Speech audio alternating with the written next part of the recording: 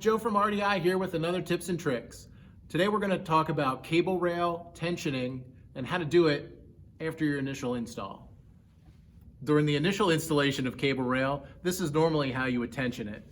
You'd use an 1/8 inch Allen key and a 7/16 wrench. The Allen key keeps the cable from spinning and you could tighten it. Now at some point you're going to cut this bolt off to put on a decorative cover, and you'll lose this Allen key and the ability to hold it still. Now we do offer a tool to help tension it after the fact, and I'll show you that in a second. You can see this bolt here has been cut off and it's ready to accept the decorative cover.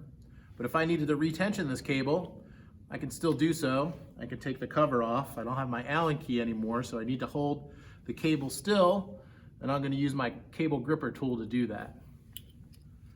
The tool has a little slot. It'll go around the cable without crushing it. And I'll use my vice grip to clamp it down as hard as I can.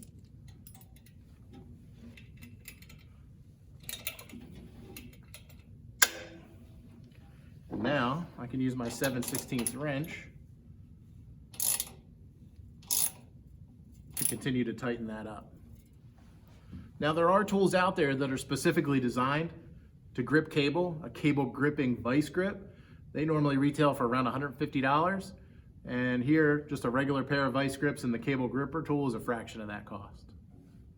That's an easy and cost-effective way to retension your Avalon cable rail.